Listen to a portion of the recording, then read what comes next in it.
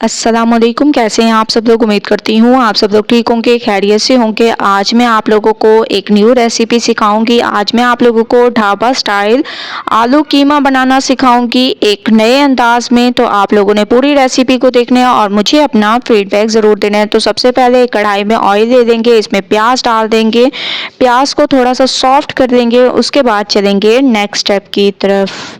तो माशाल्लाह से प्याज हमारे सॉफ्ट होने लग गए हैं। अब हम इसमें डाल देंगे कीमा। ठीक है, 750 ग्राम कीमा है मेरे पास, तकरीबन 3 पाव इसको आप लोग कह सकते हैं। तो ये कीमा मैंने इसमें डाल दिया। इसके साथ साथ आप लोगों ने अदरक लहसुन का पेस्ट ऐड कर देना है।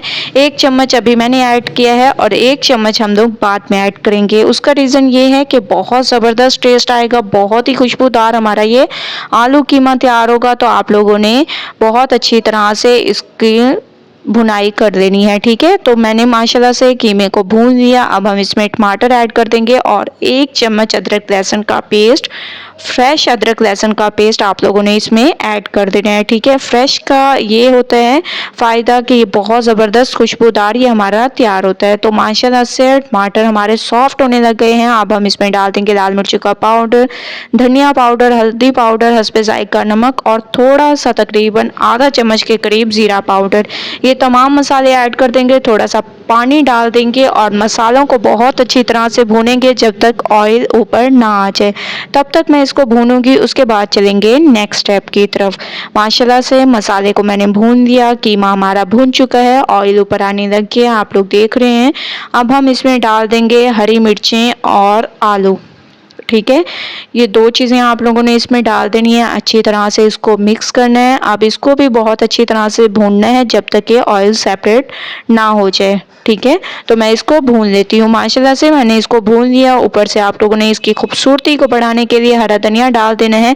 तमाम चीज़ों को अच्छी तरीके से आप लोगों ने मिक्स करना है। ठीक है, मिक्सिंग बहुत अच्छी किया करें। तो माशाल्लाह से मैंने इसको मिक्स कर दिया। अब हम इसमें हस्बे ज़रूरत पानी ऐड कर देंगे। ढाबा स्टाइल आलू कीमा बहुत ज़बरदस्त तैयार होता है।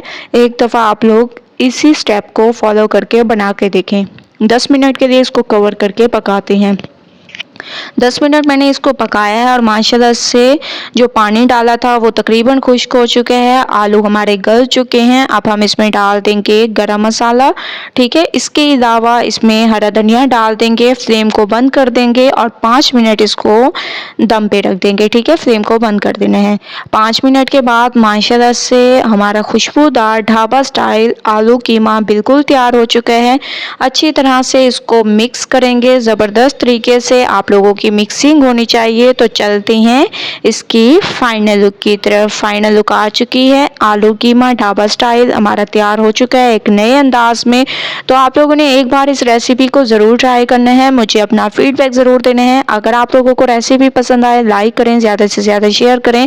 इंशाल्लाह कल न्यू रेसिपी के साथ हाजिर होंगी। तब तक के लिए अल्लाह हाफिज़।